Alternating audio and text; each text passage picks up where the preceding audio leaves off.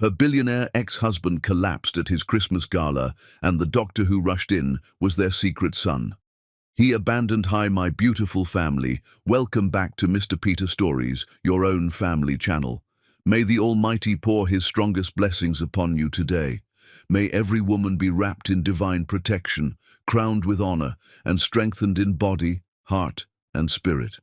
May your sacrifices be seen, your silent tears be wiped away, and your love return to you 1,000 times over. You are the steady hands that build families, the brave hearts that endure storms, and the gentle souls that keep hope alive. I pray for your health to be firm, your days to be peaceful, and your future to be bright with purpose. May God lift every burden you carry, restore every tired soul, and fill your homes with calm, warmth, and unbreakable unity. May joy follow you, grace surround you, and love never leave your side.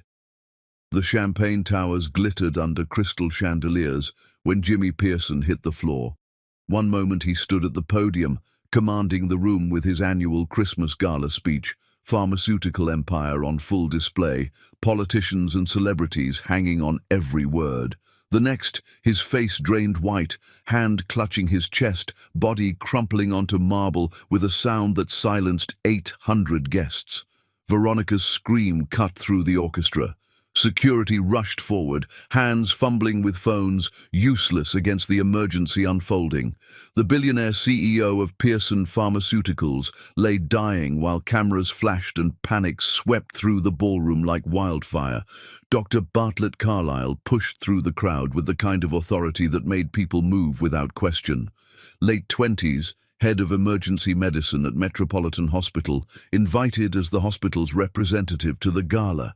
He wore his tuxedo-like armor, moved with surgeon's precision, dropped to his knees beside the body without hesitation. His hands found Jimmy's pulse, tilted the airway, began compressions with perfect rhythm while shouting orders that security actually followed. The room went absolutely silent except for Bartlett's counts and the sickening sound of ribs flexing under his palms. Then someone gasped, another whispered, more heads turned, because when Bartlett leaned over Jimmy's face, checking for breath, the resemblance was impossible to ignore. Same strong jaw, same deep-set eyes, same bone structure, the billionaire's face from decades ago, preserved in this young doctor's features like a photograph come to life.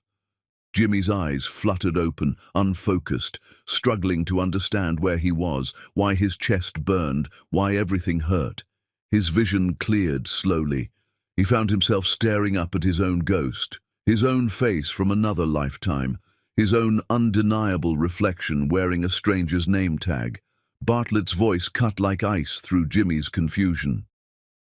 "Mr. Pearson, you're lucky I was here. Try not to move. You've had a cardiac event." Then Jimmy saw her. Alexis Carlyle stood beyond the chaos, and the sight of her stopped his recovering heart more effectively than any medical emergency. She wasn't in staff uniform, wasn't serving drinks or checking coats. She wore a gown that probably cost more than most people's cars, diamonds at her throat catching light, her hair swept up in an elegant style that belonged in magazines. She stood beside the hospital CEO, program in hand, clearly invited, clearly belonging in this world of wealth and power. The program in her hand showed her name under major donors: Carlisle Health Solutions, Board of Directors, Metropolitan Hospital Foundation. She'd built an empire, a real one. Jimmy's vision tunneled. The heart monitor attached to him by paramedics started screaming. Veronica pushed through to his side, tears streaming, but Jimmy couldn't look away from Alexis. She stood perfectly still, watching him on the floor, her face showing nothing. Not anger, not satisfaction, not vindication, nothing at all. She turned and walked away with her son, her hand resting proudly on Bartlett's shoulder, and didn't look back once. Veronica gripped Jimmy's hand, sobbing questions he couldn't hear over the roaring in his ears. Guests whispered behind hands, phones appeared, photos were taken.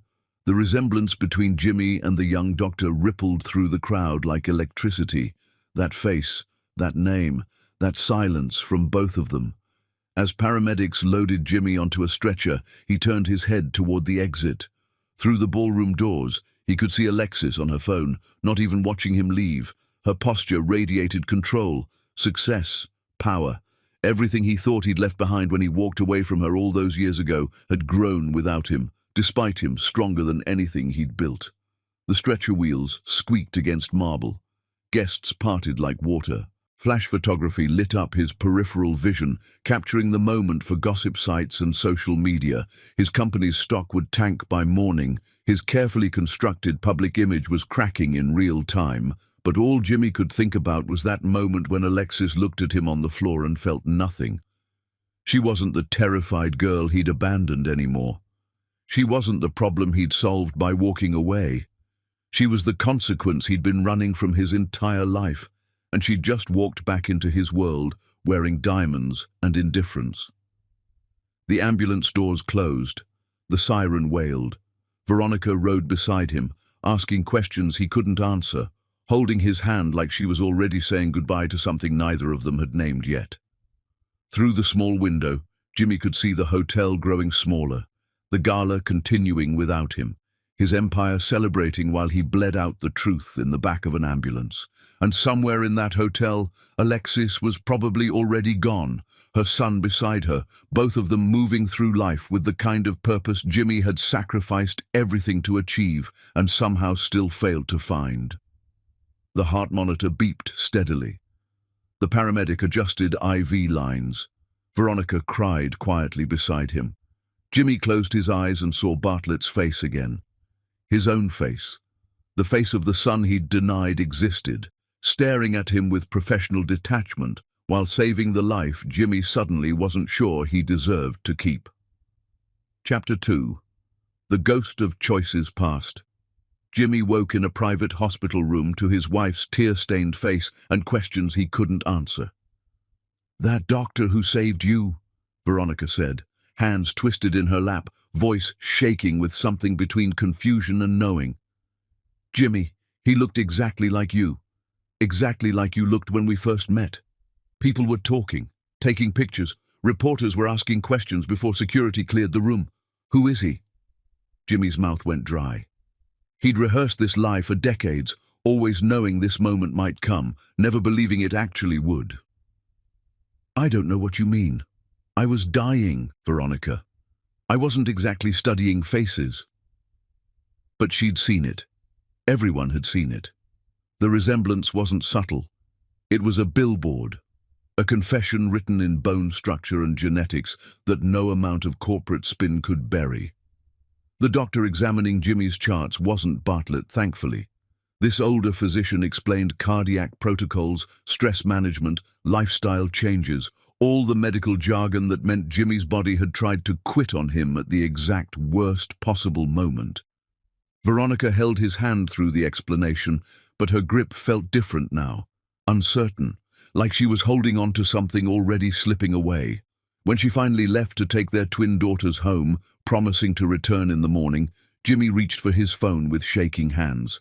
The private investigator answered on the first ring, voice crisp and professional. "Mr. Pearson, I was expecting your call. I need everything on Alexis Carlyle and her son, everything.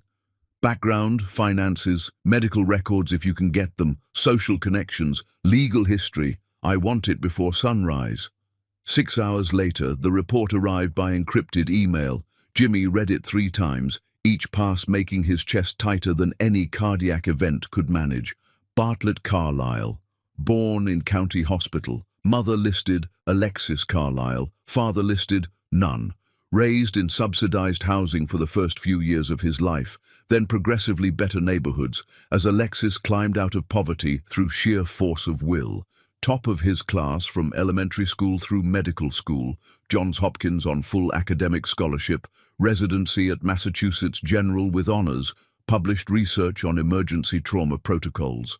Now Chief of Emergency Medicine at Metropolitan Hospital, youngest person ever to hold that position. Engaged to Simone Duchamp, a prominent civil rights attorney. No criminal record, no scandals, no social media presence worth mentioning. No evidence of struggle beyond the obvious early poverty that he'd escaped completely.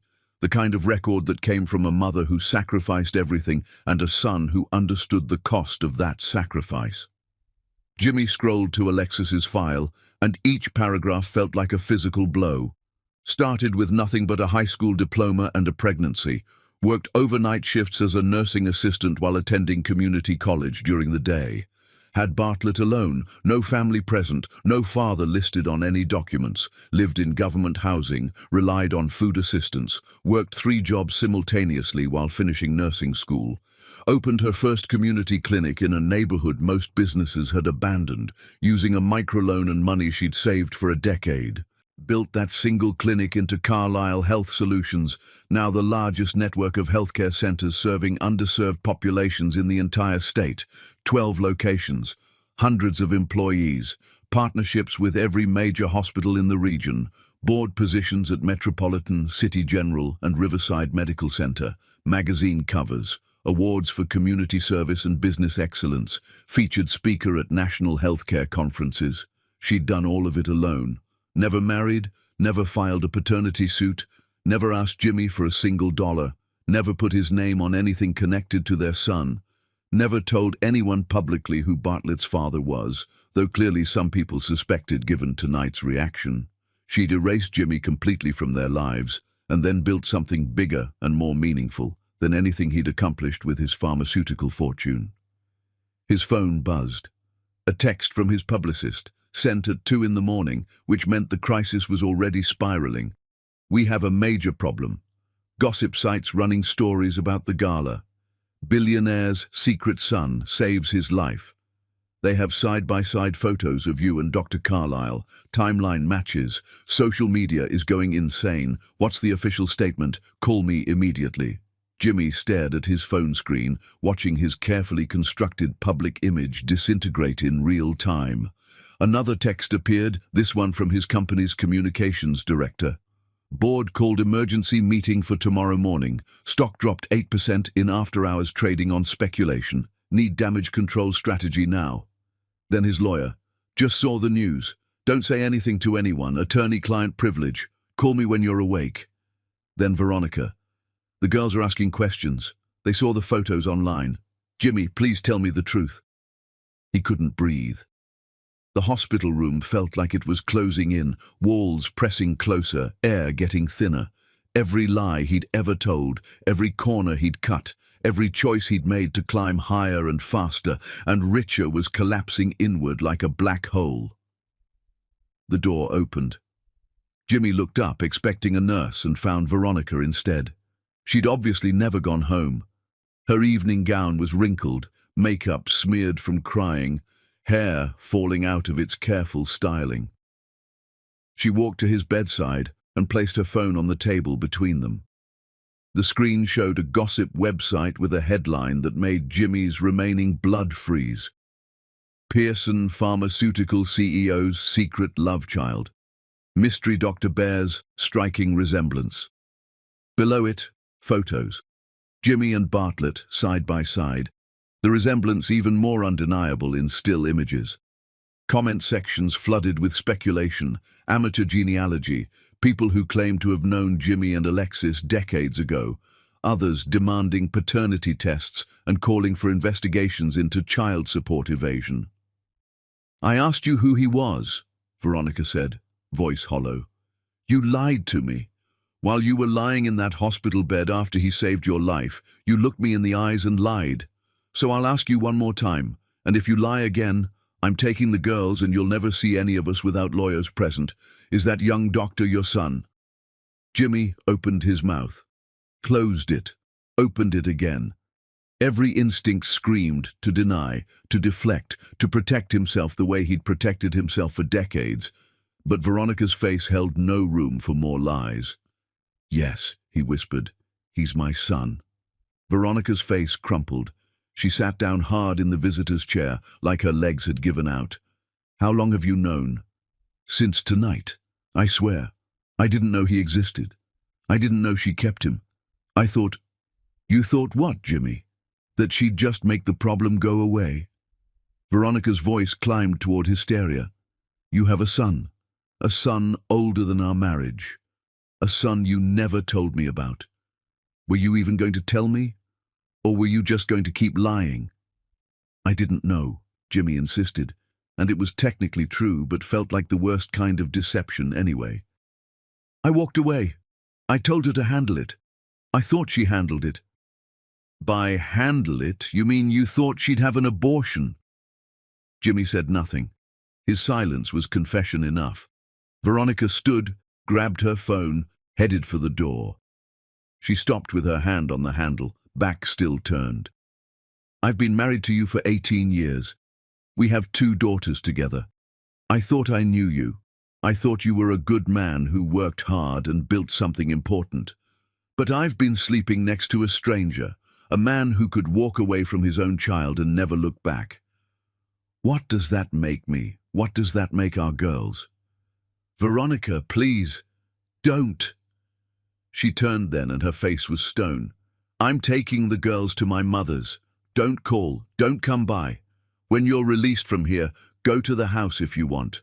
We won't be there. My lawyer will contact you about separation." She walked out. The door closed with a soft click that sounded like a gunshot in the silence. Jimmy lay back against the pillows, staring at the ceiling, listening to his heart monitor beep its steady rhythm. Alive, breathing, surviving. But everything else was dying. His phone buzzed again. Another headline. "Alexis Carlisle, the woman who built an empire after Billionaire's betrayal." He clicked it. Photos of Alexis at various charity events, ribbon cuttings, hospital board meetings, quotes from people praising her vision, her dedication, her commitment to underserved communities, a timeline showing her rise from nothing to everything, all of it accomplished while raising Bartlett alone. The article mentioned Jimmy only once. Sources confirm the father was never involved in any capacity. Not involved in any capacity, like he'd been dead, like he'd never existed. Maybe that would have been better for everyone. Jimmy closed his eyes, but all he could see was Bartlett's face above him, saving his life with the kind of skill and compassion that Jimmy had never bothered to develop in himself. And behind Bartlett always stood Alexis, watching, waiting, finally seeing Jimmy exactly as broken as she'd always known he was. Chapter 3. The Price of Silence. Jimmy discharged himself from the hospital against medical advice 2 days later and walked into a firestorm. The story had metastasized beyond gossip sites into legitimate news coverage. Financial networks questioned his judgment and ethics. Medical ethicists debated his company's credibility. Shareholders filed emergency motions. His board scheduled an intervention disguised as a strategic meeting. But the worst part was the photos. Someone had found pictures from decades ago. Jimmy and Alexis at a company picnic when he'd been a junior executive and she'd been a nursing student interning with the company's wellness program. Young, smiling, holding hands. Evidence that they'd been together. Evidence that made Bartlett's existence undeniable. The media narrative wrote itself. Billionaire pharmaceutical CEO abandons pregnant girlfriend, builds empire while she struggles alone, then gets saved by the son he denied. Poetic justice made for excellent headlines. Jimmy's driver dropped him at home. The mansion felt empty despite being full of his belongings. Veronica had taken the girls and their personal items, but left everything else untouched, like she'd walked away from his entire life, not just their marriage. He poured himself whiskey at 10 in the morning and stared at his phone, watching his company's stock price update in real time. Down another 6%. Analysts predicting further drops. Competitors releasing statements about their own commitment to family values. Vultures circling a wounded company. His lawyer called. "We need to talk about Alexis Carlisle's legal options." "She hasn't contacted me," Jimmy said. Maybe she doesn't want anything. She doesn't need to want anything. The state can pursue child support arrears on behalf of a minor child even if the mother never filed. We're talking decades of back payments plus interest. Also, potential fraud charges if anyone wants to get creative about why you never disclosed this dependent for tax purposes. Jimmy's grip tightened on his glass. How much are we talking? Conservatively, several million, plus penalties, plus legal fees, plus whatever damage this does to your company valuation, which could be tens of millions more. And that's if she doesn't pursue a civil suit for emotional damages, which she absolutely could win given the media coverage. Several million, a rounding error in Jimmy's net worth. But the principal scraped at him. She built her own empire. She doesn't need my money. This isn't about need, Jimmy. This is about what you owe, what you should have paid all along. And frankly, if she does pursue this, no jury in the world will have sympathy for you. You're the billionaire who abandoned his kid. She's the self-made success who raised him anyway. You can't win this fight. Jimmy ended the call and immediately dialed the private investigator. Find me an address for Alexis Carlyle. Personal residence, not business. I need to see her. Are you sure that's wise? Your attorney, find me the address. He got it within an hour. A penthouse in the city's most exclusive district, recently purchased for an amount that made Jimmy wince even with his wealth. She'd done more than survive without him. She'd thrived.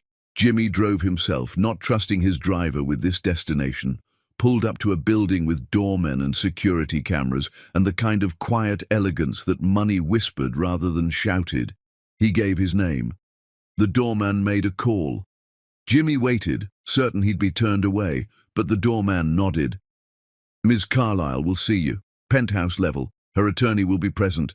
Of course her attorney would be present. Alexis hadn't built her empire by being careless. The elevator ride felt like descending into judgment. The doors opened directly into her foyer because, of course, the penthouse had private elevator access. The space was stunning, floor-to-ceiling windows overlooking the city, modern art on the walls, furniture that looked like it belonged in design magazines, and photos, so many photos, Bartlett at every age, graduations, awards, ceremonies, candid moments. A visual timeline of everything Jimmy had missed, displayed proudly for anyone who entered to see exactly what his absence had cost. Alexis stood by the windows, backlit by morning sun, wearing a business suit that probably cost more than Jimmy's first car. Her attorney sat nearby, legal pad ready, recording device visible on the table. She didn't offer Jimmy a seat, didn't offer a greeting, just looked at him with the same nothing expression she'd worn at the gala. You have 15 minutes, she said. Say whatever you came to say. Jimmy had rehearsed speeches in the car. Apologies, explanations, offers of reconciliation. All of them died in his throat under her gaze. Did you plan this? He asked instead. Bringing Bartlett to the gala, making sure we'd cross paths. Was this revenge? Alexis's laugh was sharp as broken glass. Revenge? Jimmy, I didn't orchestrate your heart attack. I didn't make you collapse in public. I didn't force the physical resemblance between you and our son. I simply lived my life, built my company, and accepted an invitation to a charity event where I'm a major donor. You created this situation 30 years ago. I just survived it. You could have told me, Jimmy said, knowing how weak it sounded. You could have reached out. Let me know I had a son. Why would I do that? Alexis stepped closer, and Jimmy saw the steel beneath her polished exterior. So you could reject him to his face instead of just before he was born. So he could grow up knowing his father chose money over him? I protected my son from you, Jimmy. That was the greatest gift I could give him. He deserved a father. He deserved a father who wanted him. You weren't that man. You told me to my face that keeping the baby was my problem, not yours. You said if I had him, I'd do it alone. So I did. I kept every promise you made, Jimmy. I did it alone. I raised him alone. I built everything alone. And we're better for it. Her attorney cleared his throat. Ms. Carlyle, perhaps we should discuss the legal matters. No, Alexis said, eyes never leaving Jimmy. Let me be perfectly clear about something. I don't want your money. I don't need your money. I have more than enough of my own. I don't want a paternity suit or back child support or any kind of financial settlement. I don't want anything from you because you have nothing I need. Then why did you agree to see me? So you could see what you missed. Alexis gestured to the photos covering her walls. So you could stand in the home I built and understand exactly what you threw away. So you could look at my face and realize that I'm not the scared girl you walked away from. I'm the woman who turned your rejection into fuel. And I'm telling you to your face with my attorney as witness to stay away from me and stay away from my son. He's my son too, Jimmy said, and hated how desperate he sounded. Biology doesn't make you a father. Being there makes you a father. Showing up makes you a father. You're nothing to him but the man who saved him from wondering why his dad didn't want him. Because now he knows. You didn't want him. You just wanted your empire and your perfect life. And you know what? He's better off. We both are. She walked to the elevator, pressed the button. Your 15 minutes are up. Don't come back. Don't call. Don't send lawyers or investigators or flowers or whatever wealthy men send when they're trying to buy forgiveness. There's no amount of money that erases 30 years of absence. Now get out of my home. The elevator doors opened. Jimmy stepped inside, turned to face her one last time. She looked like a queen dismissing a peasant. Powerful, untouchable, everything he'd told himself he was, but had never actually been. I was wrong, he said as the door started closing. I was wrong about everything. Yes, Alexis agreed. You were. The doors closed. The elevator descended. Jimmy watched the floor numbers drop and felt like he was falling into a pit he'd dug 30 years ago and only now realized he was standing in. His phone buzzed. A message from an unknown number. This is Bartlett. Stay away from my mother. Stay away from me. You're not my father. You're just the mistake she overcame. Jimmy read it twice, then again, then saved it to his phone like a punishment he needed to carry. He'd come to Alexis's penthouse thinking he could explain, could make her understand, could somehow begin to repair what he'd broken. But standing in her home, surrounded by evidence of the life she'd built without him, he'd finally understood something crucial. He hadn't just abandoned a pregnant girlfriend. He'd abandoned his own future, his own chance at being someone who mattered for reasons beyond money and power. And Alexis and Bartlett had spent 30 years proving they didn't need him to matter. They'd already won. This wasn't even a fight. Jimmy drove home through morning traffic, his phone buzzing constantly with messages from lawyers, from his board, from his publicist trying to manage a scandal that couldn't be managed. But all he could think about was the look on Alexis's face when she told him he had nothing she needed. Because it was true, and that truth was more devastating than any punishment she could have inflicted. Chapter 4. The son's rejection. Jimmy spiraled for a week before deciding that if Alexis wouldn't let him apologize, he'd apologize to Bartlett directly. Bad decision. Terrible decision. The kind of decision desperate men make when they're drowning and grabbing for anything that looks like salvation. He showed up at Metropolitan Hospital at shift change, knowing from the investigator's report that Bartlett typically ended his emergency department rounds in the late afternoon. Security tried to stop him at the entrance. Jimmy used his name, his reputation, his position on the hospital's board of directors to push through. Another mistake in a life full of them. He found Bartlett in the physician's lounge, still in scrubs, looking exhausted in the way that came from saving lives for 12 hours straight. Other doctors in the room recognized Jimmy immediately. Conversation stopped. Someone whispered. Bartlett looked up from his coffee and his face went absolutely cold. "Get out," Bartlett said quietly. "I just want to talk. 5 minutes, please." "I said get out." Bartlett stood, and despite being younger and smaller than Jimmy, his presence filled the room. "You're not welcome here. You're not welcome anywhere near me." "I'm on the board of directors of this hospital," Jimmy said, and regretted it instantly. Bartlett's smile was vicious. "Then I'll resign. I've had offers from Johns Hopkins, Mass General, and Cedars-Sinai.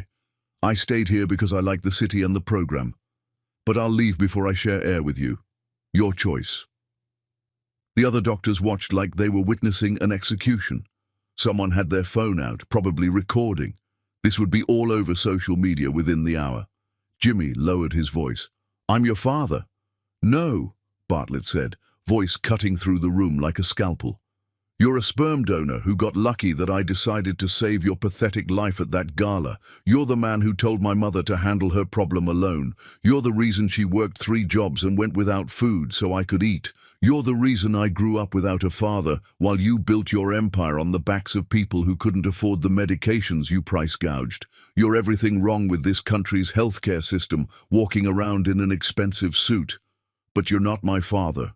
You don't get that title. You didn't earn it." Every word landed like a physical blow. Jimmy felt himself shrinking under the weight of them. "I want to make this right," he tried. "You can't. There is no making this right. You can't give me back the childhood where I had a dad. You can't give my mother back the years she spent exhausted and alone.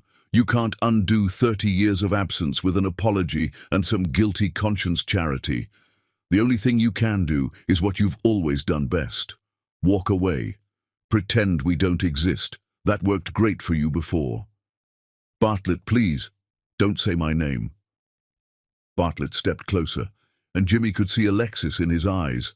That same steel, that same fury tempered into something sharp and useful. "You don't have the right to say my name. My mother gave me that name. She raised me. She earned the right to every part of me. You earned nothing. Now get the hell out of my hospital before I call security and have you removed from the premises and the board."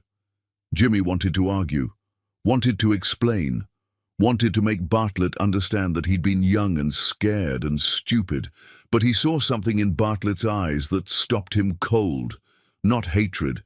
Hatred implied caring enough to feel strongly. This was worse. This was contempt. This was looking at Jimmy and seeing nothing worth the effort of sustained emotion. Jimmy left the lounge, walked through the hospital corridors while staff whispered and stared, made it to his car before his hands started shaking so badly he couldn't get the key in the ignition. His phone was already blowing up.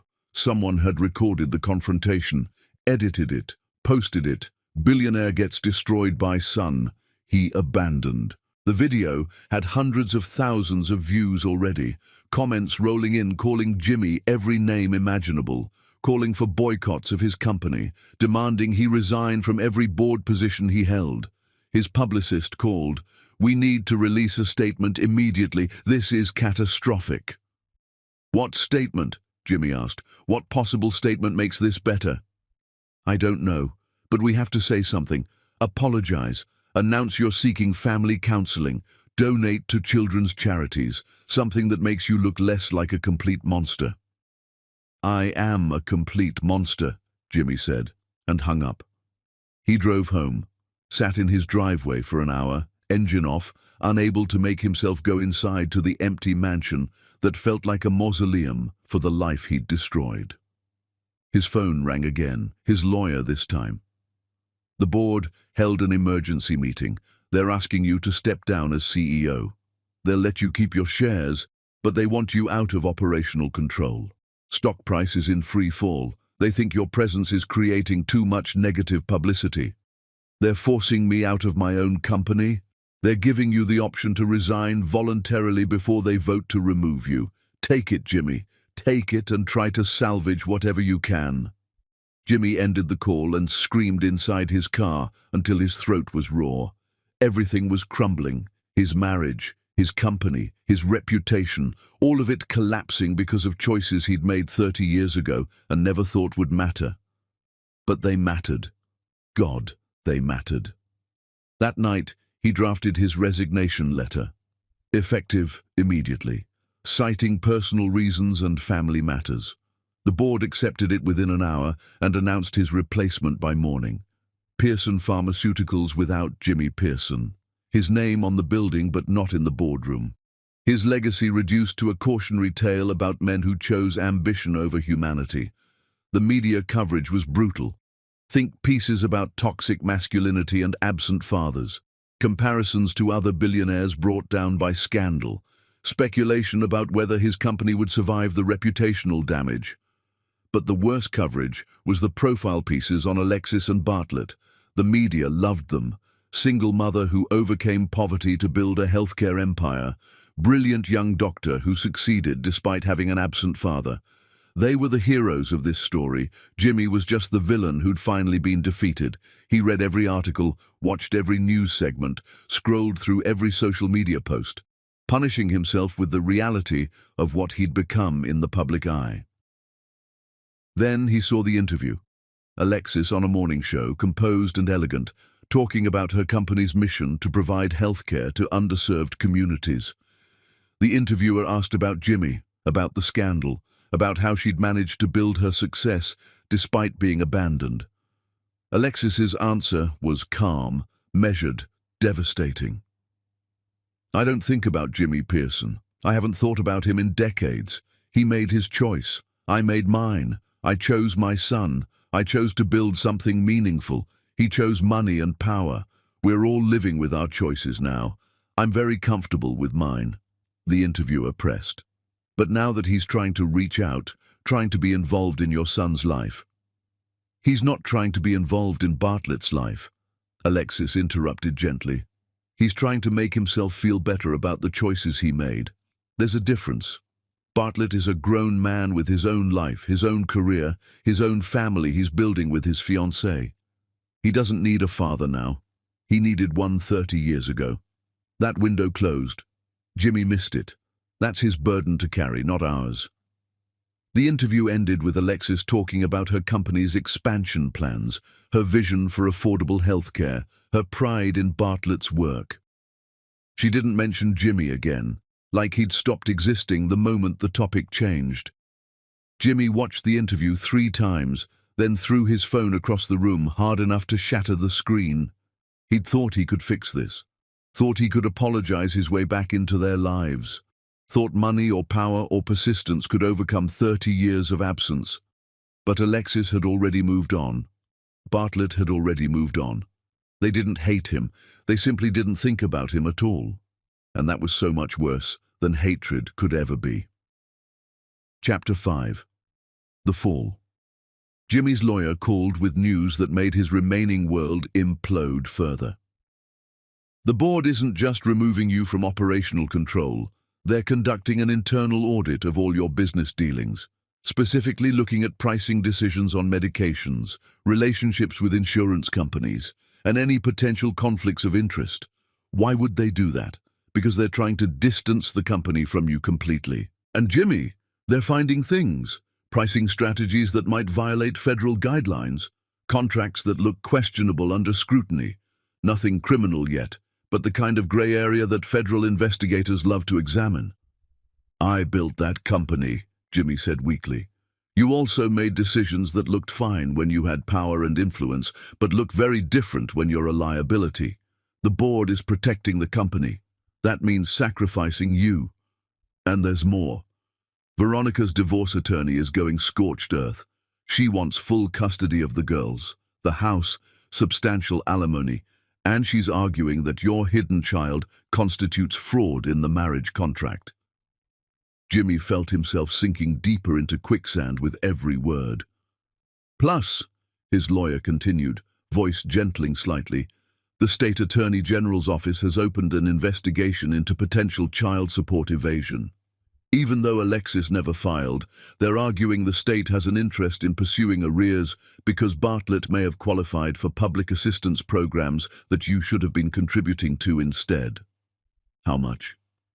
"We're still calculating. But with 30 years of support plus interest, plus penalties, plus the state's legal fees, could be pushing double-digit millions." Jimmy laughed, a hollow sound that echoed in his empty mansion.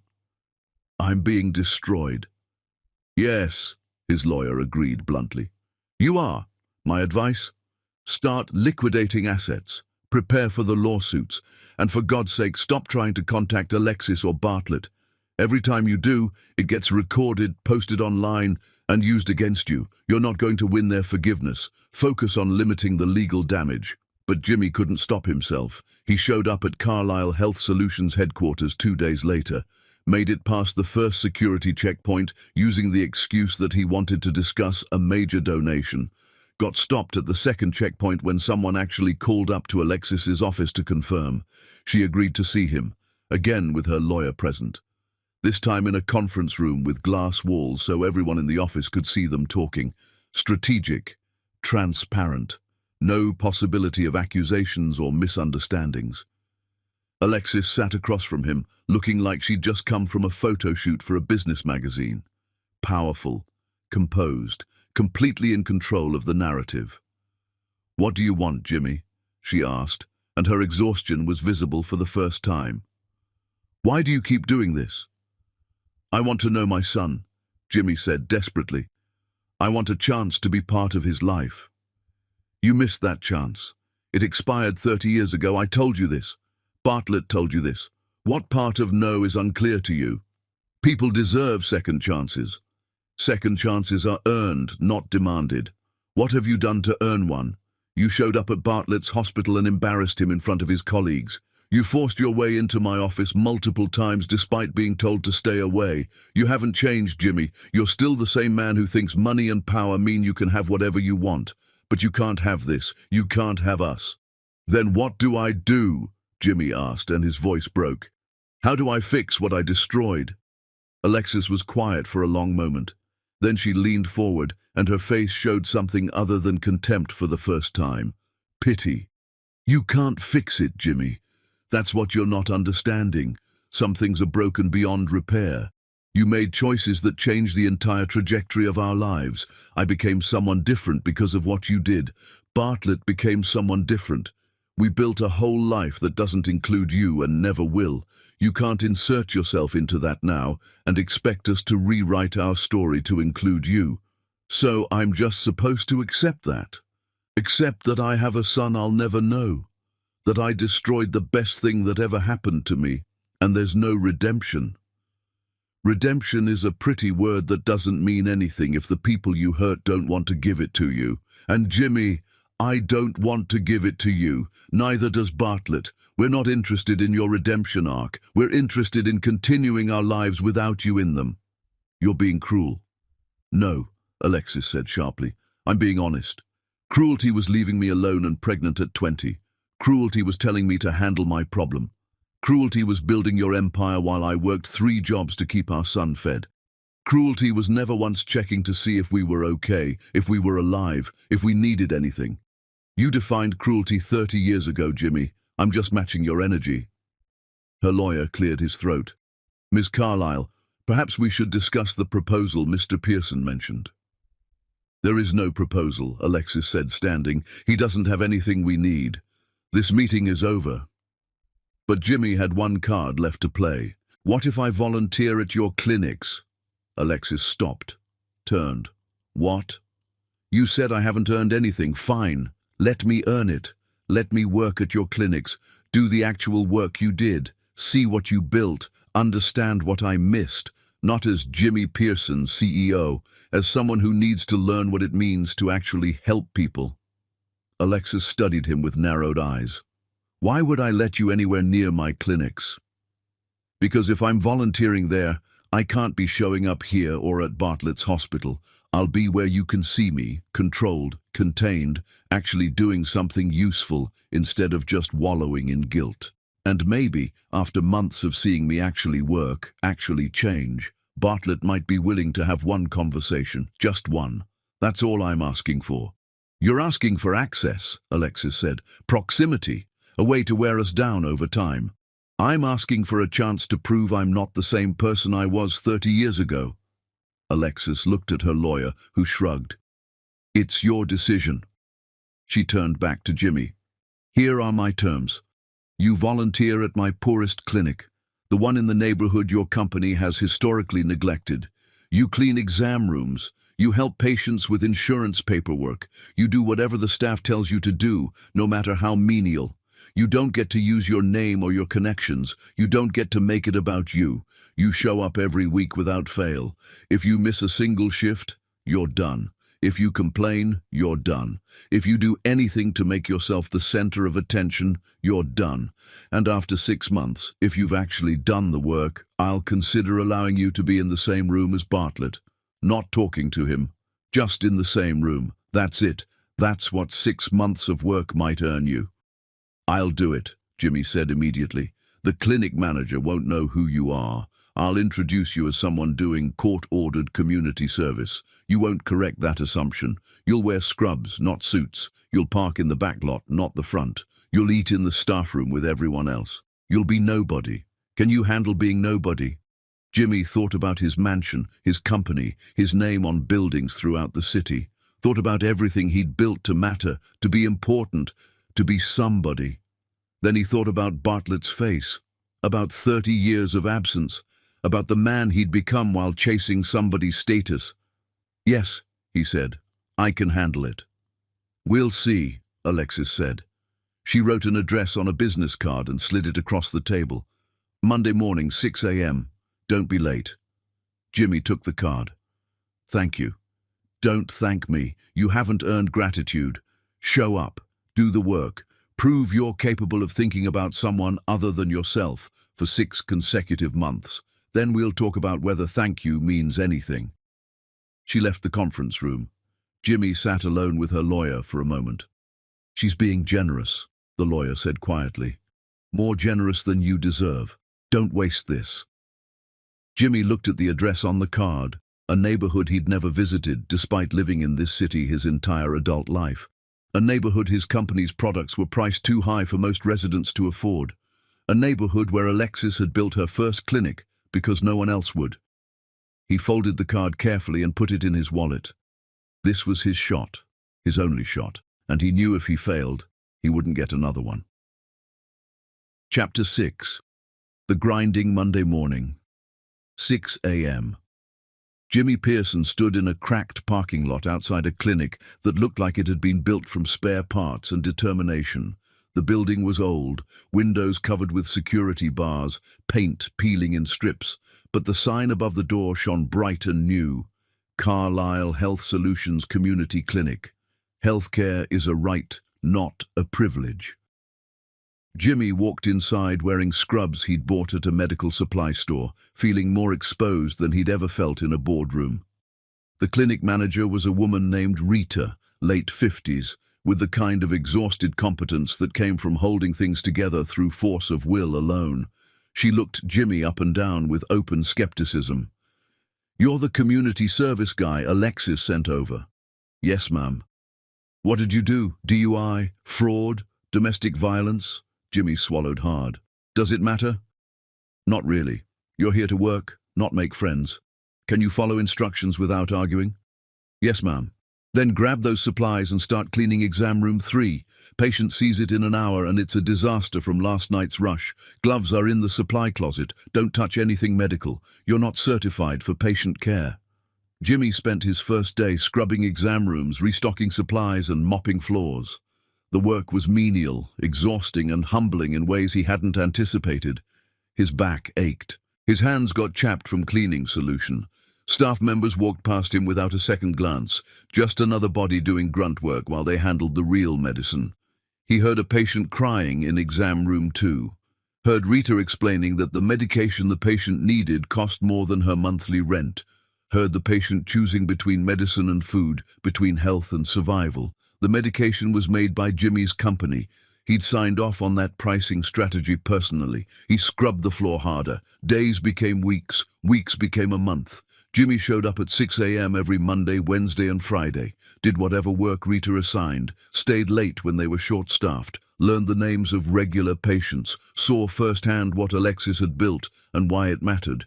He also saw how much the community distrusted pharmaceutical companies, insurance companies, and people like who he'd been his entire life. Heard stories about medications priced too high, about families bankrupted by medical bills, about the healthcare system that treated poor people like they were disposable. Everything he'd ignored while building his empire was right here, bleeding in his hands. Bartlett never came to this clinic. Jimmy knew because he asked Rita casually after a month, pretending he'd heard about some amazing doctor from other patients. Rita had laughed. Dr. Bartlett works at Metropolitan. This is way below his pay grade, though he volunteers at the downtown clinic sometimes. Kid's got his mother's heart, unlike some people. She'd given Jimmy a look that suggested she knew more about his identity than Alexis had let on, but she never said anything directly, just worked him harder. 2 months in, Jimmy's divorce finalized. He got the papers at the clinic delivered by a process server who found him mopping the waiting room. Other staff watched as he signed away his marriage, his house, his right to see his daughters more than twice a month. Veronica had included a note with the papers. "I hope it was worth it." It wasn't. None of it was worth what he'd lost. 3 months in, the federal investigation into his company resulted in fines and mandated price reductions on several medications. His former board blamed him publicly, settled quickly, and moved on without him. His name became synonymous with corporate greed in medical ethics courses. He heard about it from patients complaining about Pearson Pharmaceuticals while he cleaned the rooms where they received care. He never corrected them, never defended himself, just listened and understood, finally, the damage he'd done. 4 months in, he saw Alexis at the clinic unexpectedly. She came for a site inspection, walking through with the kind of attention to detail that had built her empire. She passed Jimmy in the hallway while he was carrying trash bags to the dumpster. Their eyes met. She nodded once, coldly, and kept walking. Later, he overheard her talking to Rita in the break room. "How's the community service guy working out?" "Quiet. Does the work. Doesn't complain. Honestly, one of my better volunteers." "Why?" "Just checking. Keep using him however you need." That was it. 4 months of work, and all he got was confirmation that he was adequate at taking out trash. 5 months in, something changed. A patient came in, teenager with a badly infected wound, clearly from a fight, terrified of calling the police or his parents. The kid was crashing hard, needed emergency care, and the ambulance would take too long. Jimmy had been restocking supplies, heard the commotion, ran toward it instead of away. Rita was on the phone with 911. The on-duty nurse was trying to stabilize the kid. It wasn't enough. The infection was spreading fast, the kid's breathing getting shallow. Jimmy heard himself say, "I have medical training." Everyone stopped. Rita looked at him. "What?" "From a long time ago. I was pre-med before I switched to business. I can help." "You said you were community service." "I am. But that kid is dying and you need hands. Are you really going to argue about my credentials right now?" Rita made a split-second decision. "Fine. Glove up. Do what the nurse tells you." Jimmy fell into old rhythms he hadn't used in decades. His hands remembered what his mind had buried. He assisted while the nurse worked frantically to stabilize the kid. When the ambulance finally arrived, the kid was stable enough to transport. Afterward, in the sudden silence, Rita grabbed Jimmy's arm. "Who the hell are you, really?" "Someone who made a lot of bad choices," Jimmy said. "But I know how to hold a clamp and follow medical instructions. That's all that mattered 5 minutes ago." Rita studied him. "Alexis sent you here for a reason, didn't she? This wasn't really court-ordered community service. Does it matter? I'm still here. I'm still working." "Yeah," Rita said slowly. "You are, and you just helped save that kid's life. So I guess it doesn't matter who you were, just who you are right now." But it did matter. It mattered when Bartlett walked into the clinic 2 days later for an unexpected inspection visit and found Jimmy restocking medical supplies in scrubs. They locked eyes across the hallway. Bartlett froze. Jimmy froze. Then Bartlett walked right past him without a word, face carved from stone, and went into Rita's office. Jimmy heard their muffled conversation through the door, heard Bartlett's raised voice, heard Rita defending him, heard Bartlett say, "I don't care what he's done here. I don't want to see him." When Bartlett left the office, he stopped in front of Jimmy, close enough that Jimmy could see Alexis in his eyes. That same strength, that same absolute certainty. "Stay away from me," Bartlett said quietly. "I don't care if you volunteer here for 50 years. You're not my father. You never will be." He walked out of the clinic. Jimmy stood in the hallway, holding a box of gauze and feeling like he'd been punched in the chest. Rita came out of her office. "He didn't know you were here." "I figured." "You want to quit?" Jimmy thought about it. Thought about how much easier it would be to walk away, to stop trying, to accept that some things really were broken beyond repair. Then he thought about that teenager on the exam table, about the work that needed doing regardless of whether it earned him forgiveness. "No," he said, "I don't want to quit." "Good," Rita said, "because we're short-staffed and I need someone to organize the supply closet before we open tomorrow." Jimmy spent the rest of his shift organizing supplies and thinking about Bartlett's face. That night, alone in his apartment that felt nothing like home, Jimmy got a text from an unknown number. "Bartlett told me he saw you at the clinic. You were supposed to be at the downtown location, not his volunteer site. Stay away from places he goes. That's the deal. Don't violate it again." It was from Alexis. Cold, clear, a warning. Jimmy typed and deleted 3 responses before settling on, "Understood. It won't happen again." She didn't respond. The next morning, Jimmy showed up at 6 a.m. like always, cleaned exam rooms, helped patients, did the work. Because whether or not Bartlett ever forgave him, whether or not Alexis ever saw him as anything other than the man who destroyed her, the work still mattered, the patients still mattered.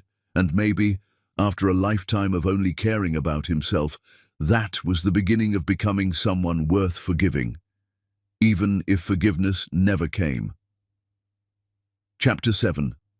The Longer Grinding. 6 months became 7. 7 became 8. The seasons changed, and Jimmy kept showing up. His life outside the clinic continued its slow-motion collapse. His company settled the federal case with massive fines and structural changes that erased his entire legacy. His daughters refused his calls. His former colleagues avoided him at the few social events he still attended out of obligation.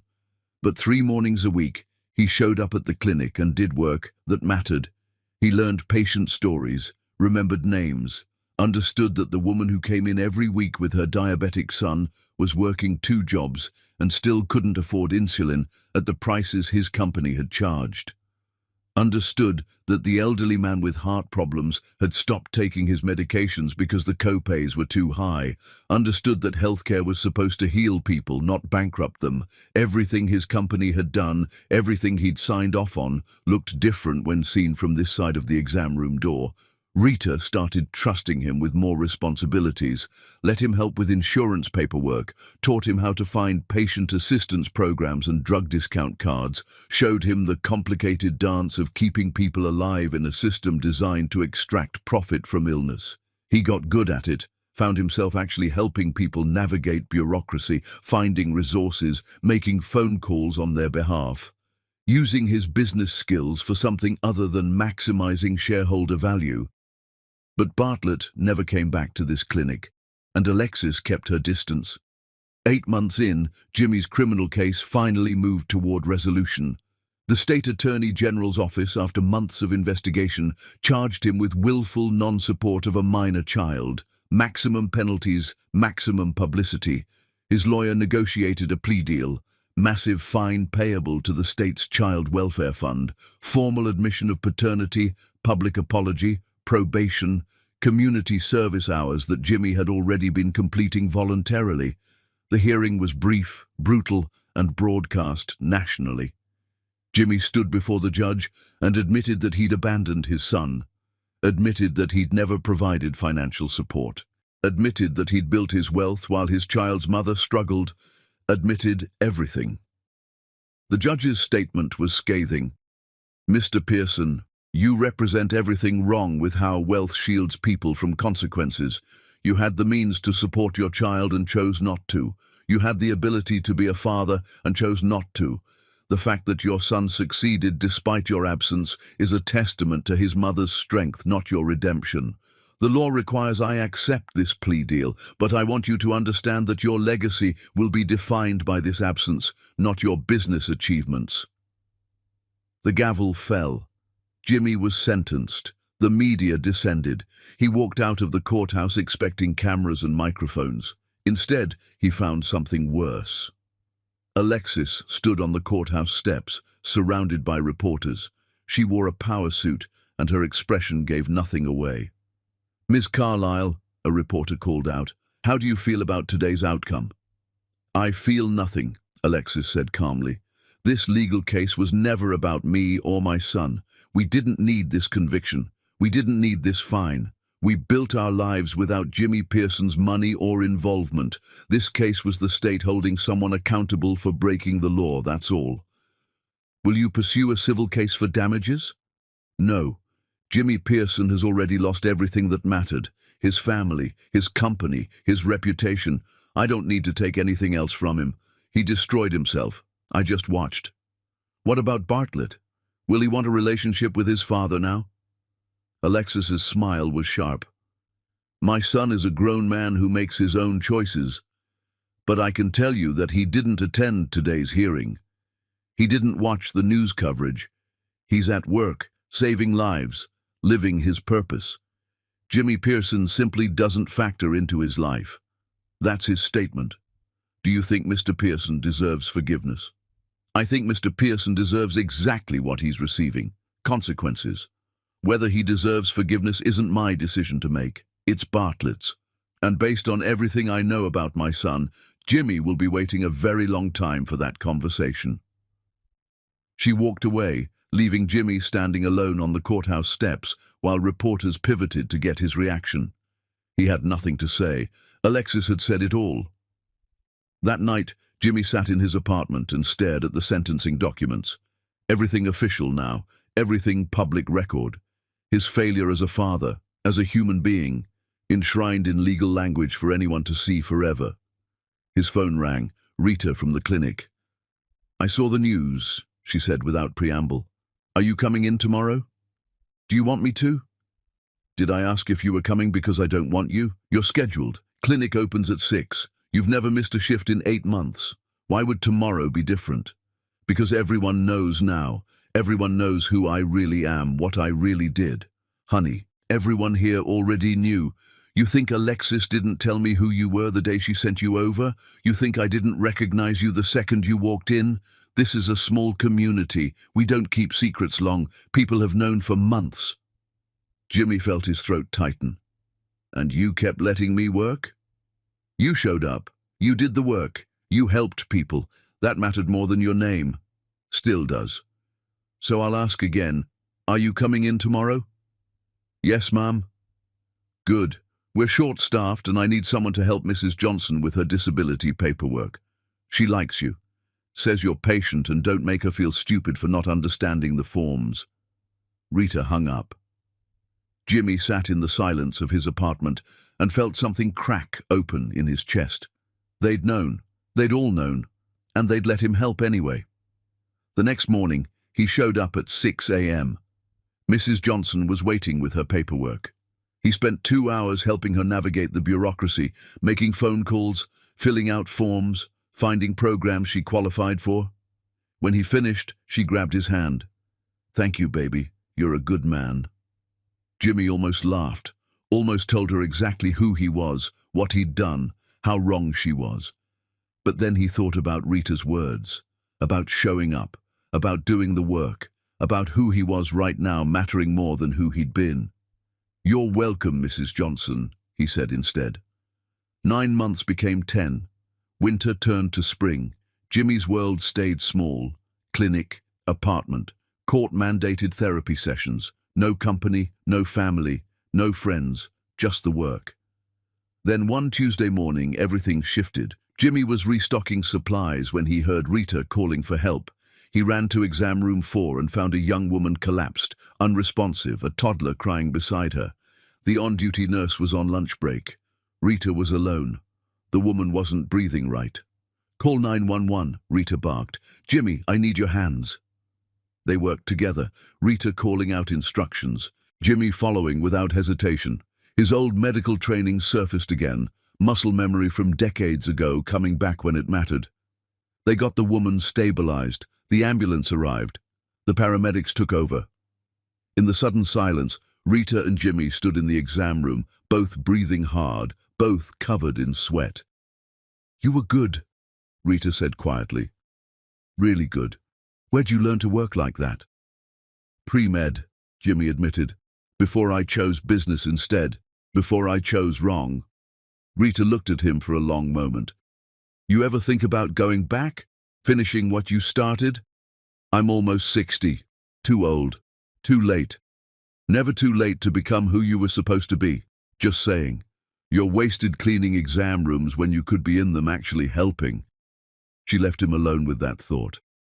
Jimmy stood in the empty exam room, surrounded by medical equipment, and felt something he hadn't felt in years. Purpose. Not the hollow satisfaction of closing a business deal or watching stock prices rise. Real purpose. The kind that came from using your hands and knowledge to help another human being survive. This was what he'd given up to build an empire. This connection, this meaning, and he'd thrown it away for money he didn't need and power that had crumbled the moment his lies were exposed. His phone buzzed.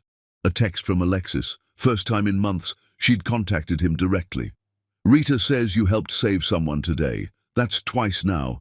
Maybe you're learning what matters. Continue the program. We'll reassess at 12 months. No praise, no congratulations, just acknowledgement that he was doing the bare minimum required. But it was something. Jimmy saved the text, went back to work.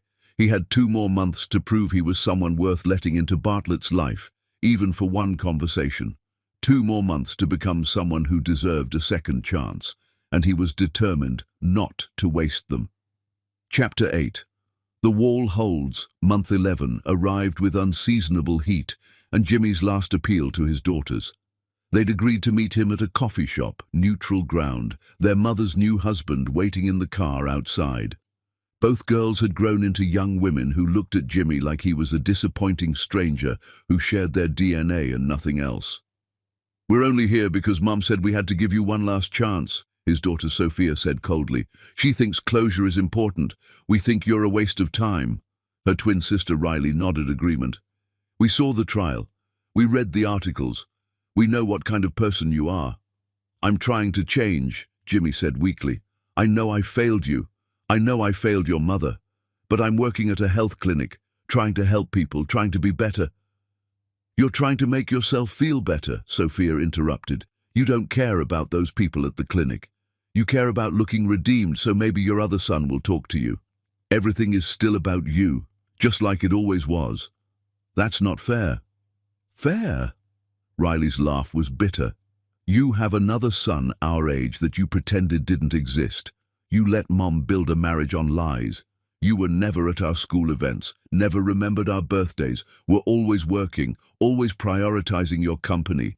And now we find out you weren't just a bad father to us. You were a worse father to someone else, someone you completely abandoned. That's who you are, Dad. You're the abandonment guy. That's your brand. I'm trying to be different. Trying doesn't erase 30 years of being terrible, Sophia said. You want us to forgive you? You want your other son to forgive you? Here's the truth. We don't care enough about you to forgive you.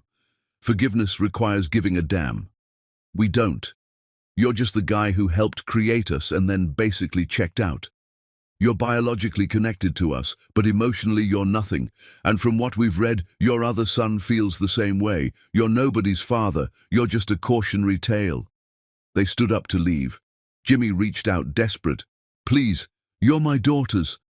And he's your son, Riley said, pointing to a man across the coffee shop that Jimmy hadn't noticed before. Bartlett sat at a corner table, coffee untouched, watching the entire interaction with an expression Jimmy couldn't read. We asked him to come, Sophia said. Thought maybe seeing him would make you understand something. We have a brother now, a real one who gives a damn about family. He sat with us while we decided whether to meet you today, told us about his own struggles with your existence, shared his perspective. And you know what? He's a better brother to us than you ever were a father, because he showed up for 2 strangers who share your DNA, and you couldn't even show up for the kid you helped create. They walked over to Bartlett. He stood, hugged them both, said something that made them smile. Then all 3 of them walked out together, leaving Jimmy sitting alone with cold coffee and the wreckage of every relationship he'd destroyed. He wanted to follow them. Wanted to chase Bartlett down and demand the conversation he'd earned through months of work at the clinic. But he'd earned nothing. That truth settled on him like concrete. His phone buzzed. Alexis. Bartlett told me about the coffee shop. He went to support your daughters, not to see you. Don't confuse his presence with forgiveness. You have 1 month left. Finish the program. Don't contact him. Don't violate the terms. We'll meet when the year is up and discuss whether you've earned anything. Jimmy drove back to his apartment feeling hollowed out. His daughters hated him. His son hated him. His ex-wife had moved on. His company had erased him. His entire legacy was failure and abandonment. The clinic was all he had left. Month 12 arrived with autumn leaves and Jimmy's complete exhaustion. A full year of showing up at 6 a.m. 3 days a week. A full year of manual labor and grunt work and proving he could think about someone other than himself. The final day of his year-long commitment fell on a Friday.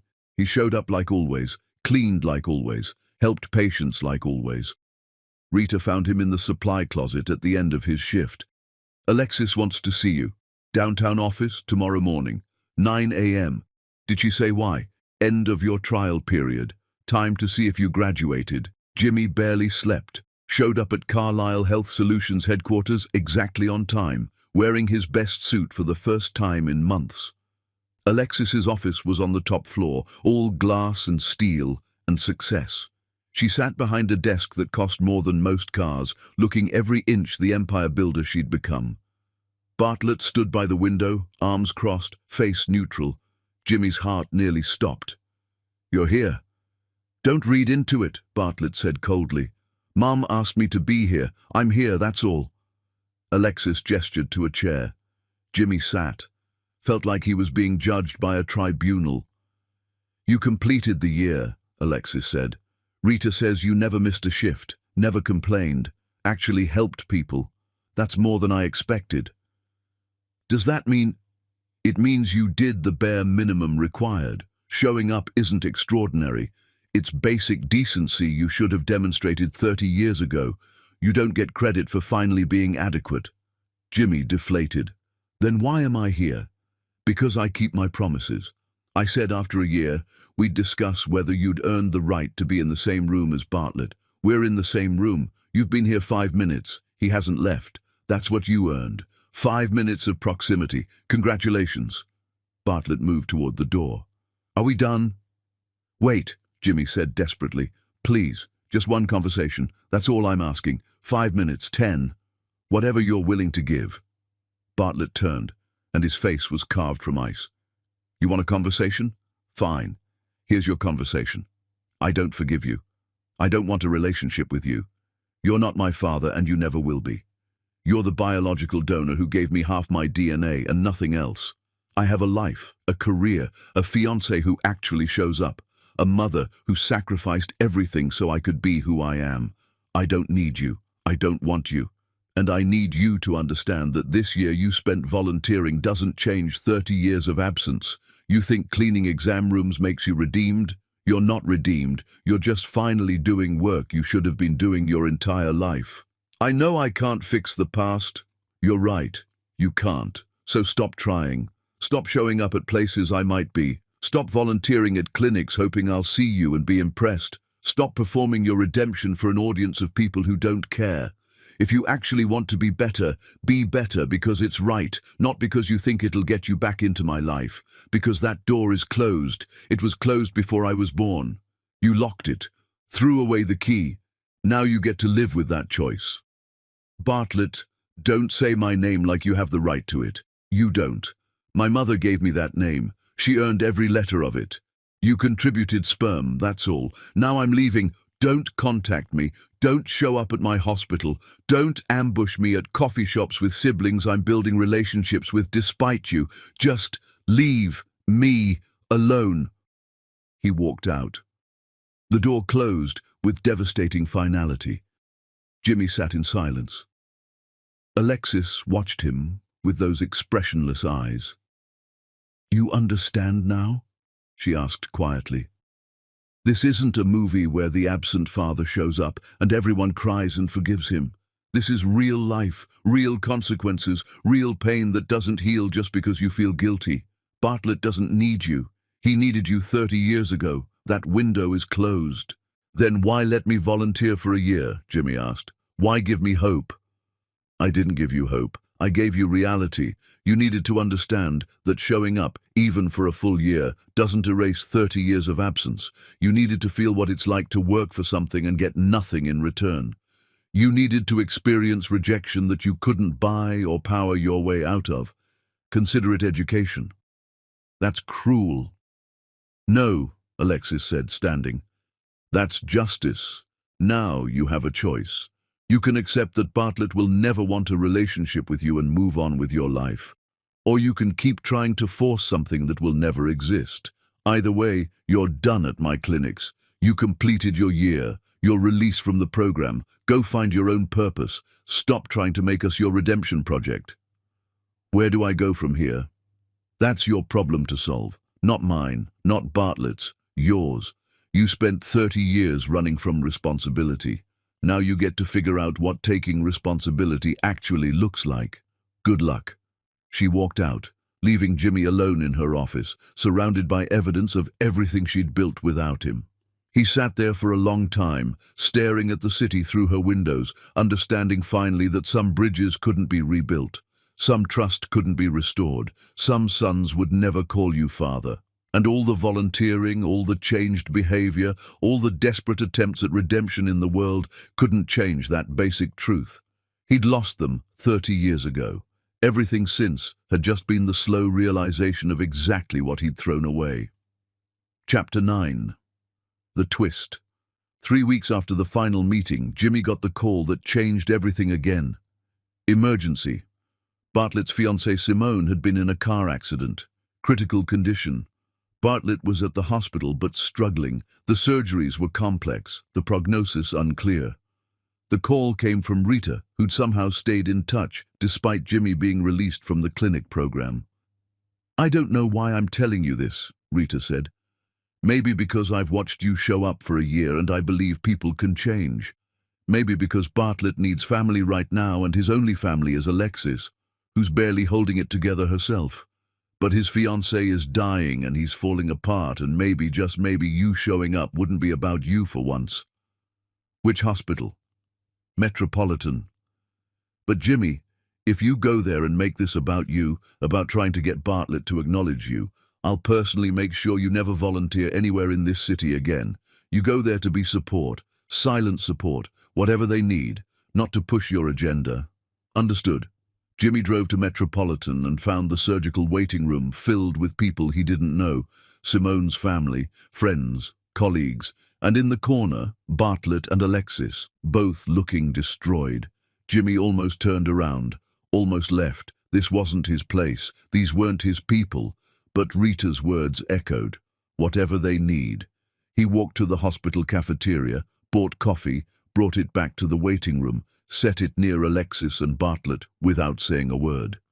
Then sat in the furthest corner, silent witness, not inserting himself into their grief. Bartlett looked up, saw Jimmy, and his face cycled through anger, confusion, exhaustion. What are you doing here? Rita called. I brought coffee. I'll leave if you want. I want, Bartlett's voice cracked. He covered his face with his hands. I don't know what I want. Simone's bleeding internally. They can't stop it. I'm losing her. Alexis held her son while he broke down. Jimmy stayed in his corner, useless, unable to help, watching the life he could have been part of unfold without him. Hours passed. Surgeons came and went with updates, each one worse than the last. Simone's family cried. Bartlett paced. Alexis made phone calls, coordinating, managing, being the strength everyone needed.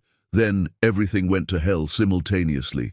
Simone crashed on the table, emergency surgery, all hands on deck, and Bartlett, exhausted from days without sleep, emotional devastation and stress, collapsed in the waiting room. Not dramatically, just folded to the floor, consciousness gone, body giving up. Alexis screamed, Simone's mother screamed, medical staff rushed forward, and Jimmy moved without thinking. His hands found Bartlett's pulse, tilted his airway, started assessment protocols that shouldn't have been instinct, but somehow were. He snapped orders at nurses who responded before recognizing he wasn't actually a doctor. The medical team arrived with crash cart and equipment. But Jimmy had already stabilized Bartlett enough for transport. They got him on a gurney, rushed him to emergency. Alexis grabbed Jimmy's arm. "What did you do?" "Old training. I don't know. It just happened." "You saved him."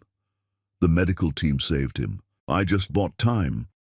But Alexis was looking at him differently, like she was seeing something she hadn't expected. "You could have walked away.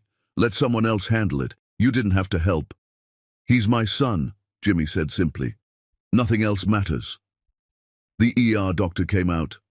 "Bartlett's stable, exhaustion and dehydration.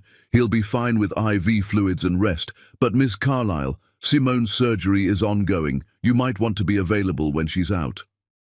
Alexis was torn. Her son in one room, her son's fiancée dying in another. "I'll stay with Bartlett," Jimmy said. "If you'll let me. You go be with Simone's family. Bartlett needs to know someone's watching over him while you're gone." Alexis hesitated, then nodded. "Don't upset him. Don't try to have some emotional moment when he wakes up. Just sit there. Be quiet. If he needs anything medical, get a nurse." "Yes, ma'am." Jimmy sat beside Bartlett's hospital bed and watched his son sleep. This close, the resemblance was even more undeniable. Same facial structure. Same way his jaw clenched even unconscious. Same restless movement. 30 years. This was the closest he'd been to Bartlett since the Christmas gala collapse. Bartlett's eyes opened slowly, focused, saw Jimmy. "You're here. Your mother asked me to stay. I can leave if—" "Simone, still in surgery. Your mom's with her family." Bartlett closed his eyes. "I can't lose her. I can't. She's everything. She makes me better. She makes the world make sense. If she dies, she won't," Jimmy said with more confidence than he felt. "She's strong. The surgical team is the best. She'll make it." "You don't know that." "No. But I know you need to believe it. So believe it. Hold on to it. Don't let go." They sat in silence. Then Bartlett said quietly, "Why are you really here?" "Rita called. Said you needed family. I'm not much. I'm probably nothing. But technically I'm family, so I came." "You hate hospitals." Jimmy startled. "How do you know that?" "Mom told me once. Said you were going to be a doctor but couldn't handle seeing people suffer. So you switched to business, made money instead of meaning." "She's right, I've always hated hospitals. Too much pain, too much loss. But you're here, so I'm here." Bartlett looked at him for a long moment. "You stabilized me. In the waiting room, you knew what to do. Old training, haven't used it in decades. Apparently muscle memory doesn't forget. Why didn't you finish medical school?" Jimmy laughed bitterly. "Because I was scared. Scared of failure. Scared of being inadequate. Scared that I'd have someone's life in my hands and I'd mess it up. So I chose business where mistakes could be hidden with money, and the only thing dying was my humanity." "Do you regret it?" "Every day. Especially now. Especially seeing what you became. You're the doctor I was supposed to be. You have the courage I never had. You face suffering head-on and fight it. I just ran from it and pretended I was successful." "You were successful. Built a major company, made millions. And lost everything that mattered. My company's gone. My family hates me. My legacy is abandonment. But you save lives. You make people better. You're the success story. I'm just the cautionary tale." Bartlett closed his eyes again. "I don't know how to process this. You showing up, helping me, saying things that sound real. Part of me wants to believe you've changed. Part of me thinks you're just performing again, trying to manipulate your way back into my life." "I'm not performing. I'm just tired. Tired of lying. Tired of running. Tired of being the villain in my own story. I came here because Rita called and said you needed help. Not because I thought it would get me anything, but because despite everything, despite you hating me, you're still my son. And maybe fathers show up even when they're not wanted. Maybe that's the definition I missed for 30 years. That's a pretty speech. It's not a speech. It's just truth. Too late truth. But truth. A nurse entered with updates. Simone had stabilized. Surgery was successful. She'd make it. Long recovery ahead. But she'd live. Bartlett broke down crying with relief. Jimmy sat quietly while his son fell apart, offering nothing but presents because it was all he had to give. When Alexis returned, she found them sitting in silence. Bartlett exhausted but alive.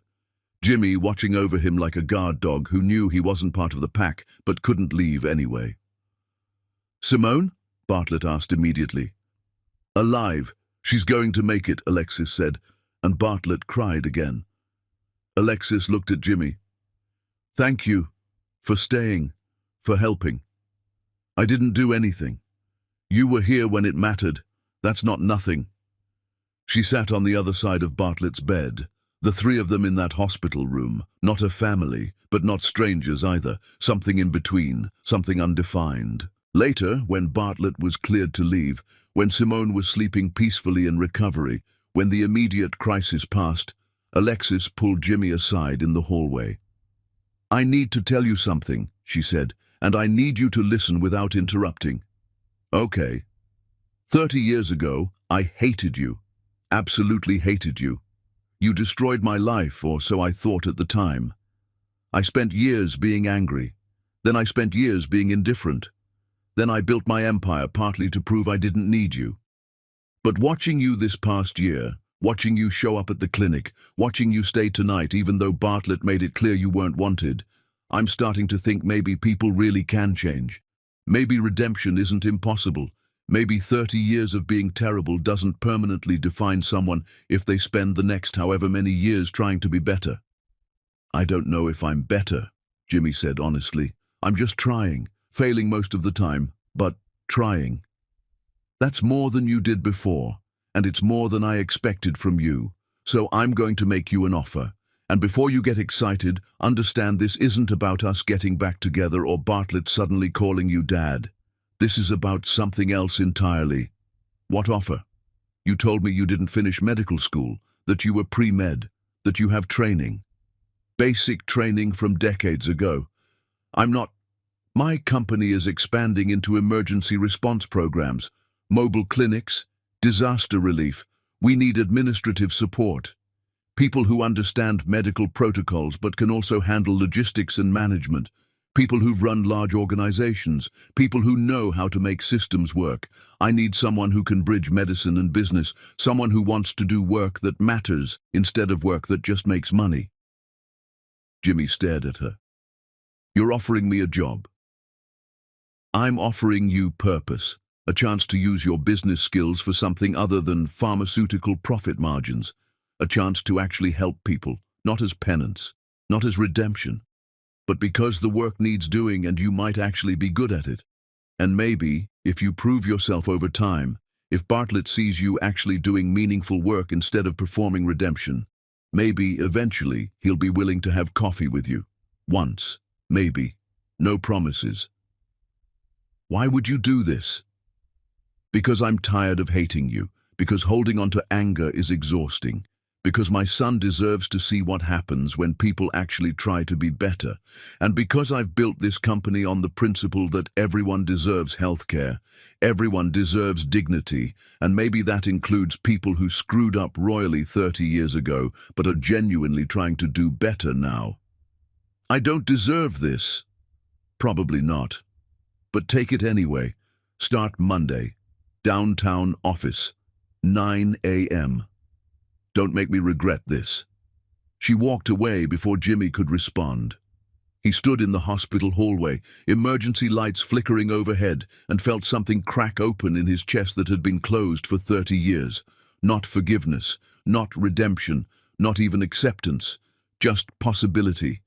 The door was still closed, but for the first time, there was light underneath it.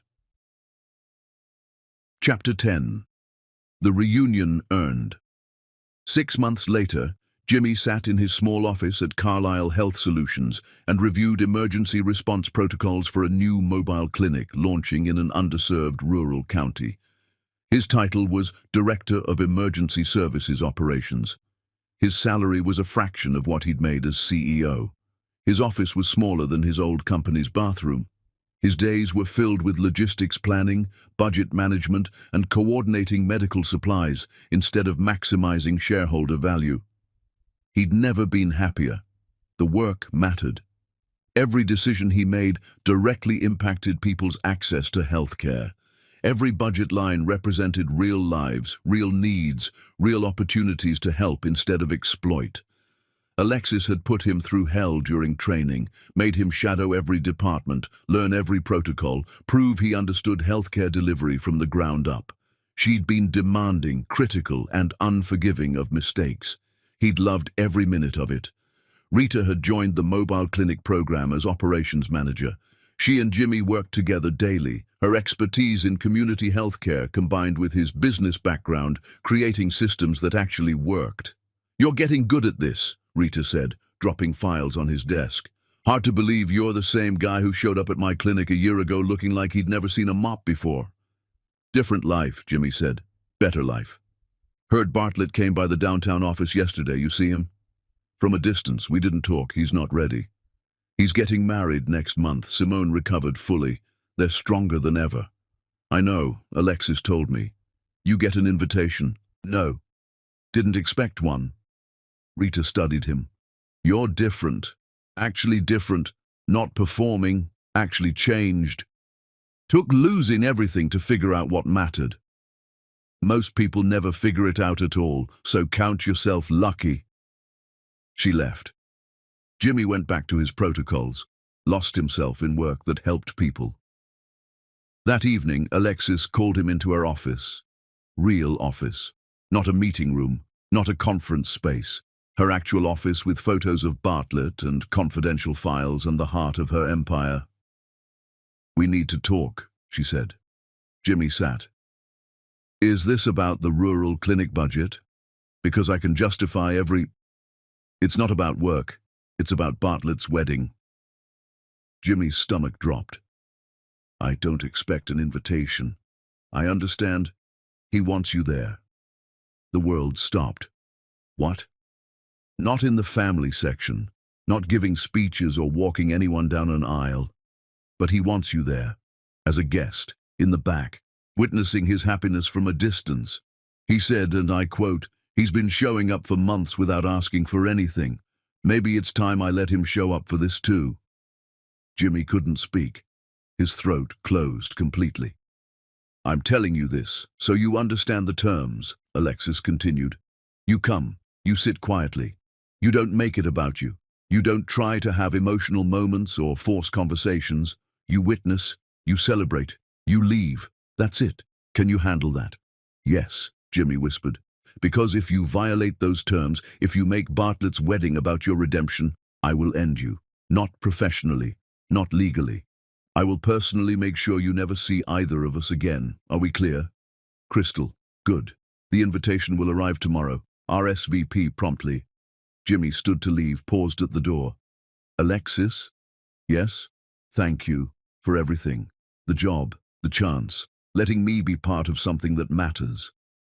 I know I don't deserve—" "Stop," she said, but her voice was softer than he'd ever heard it. "You earned this. Not with grand gestures or dramatic apologies.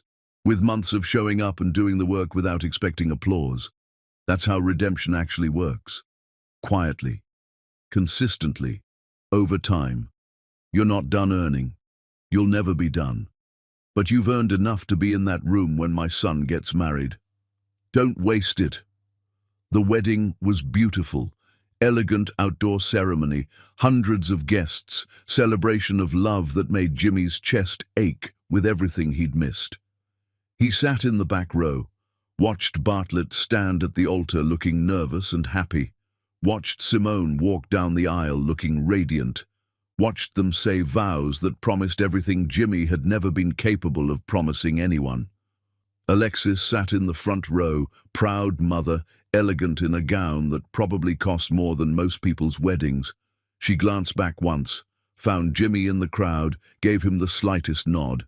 Permission, acknowledgement, not forgiveness, but recognition that he was there. During the reception, Jimmy stayed at his table, drank sparingly, ate the excellent food, watched people dance and celebrate. He saw his daughters across the room. They'd been invited as Bartlett's half-sisters.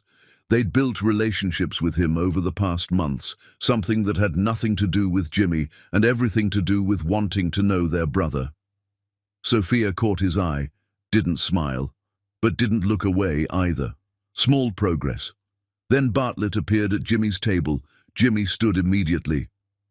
"Don't," Bartlett said. "Sit, I only have a minute. Simone's family wants photos, but I wanted to say something." Jimmy sat, heart hammering. "You being here means something," Bartlett said carefully. "Not everything, but something. You've been working with Mom, doing actual good work from what I hear, showing up, not making it about yourself. That matters.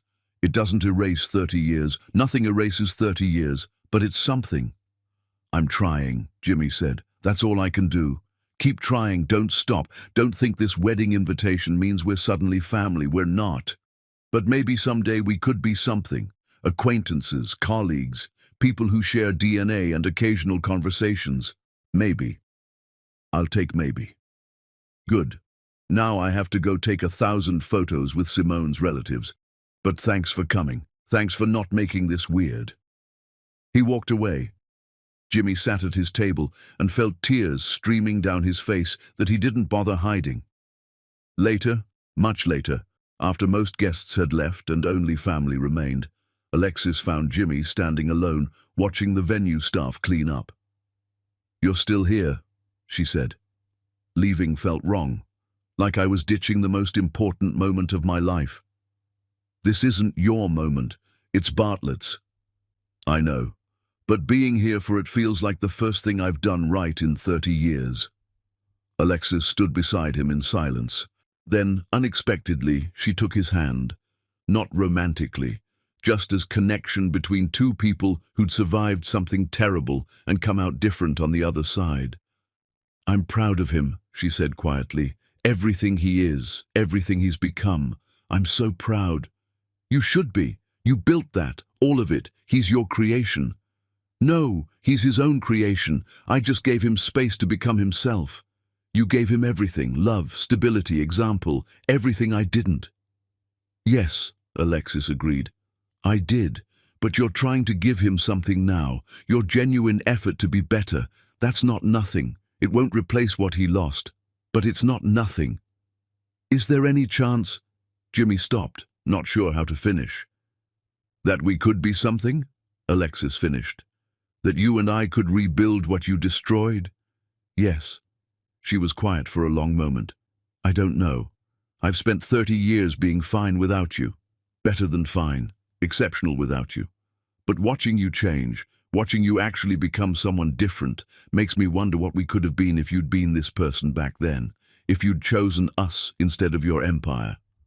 "I can't change the past." "No, but you can be different in the future. Maybe that's enough. Maybe it's not.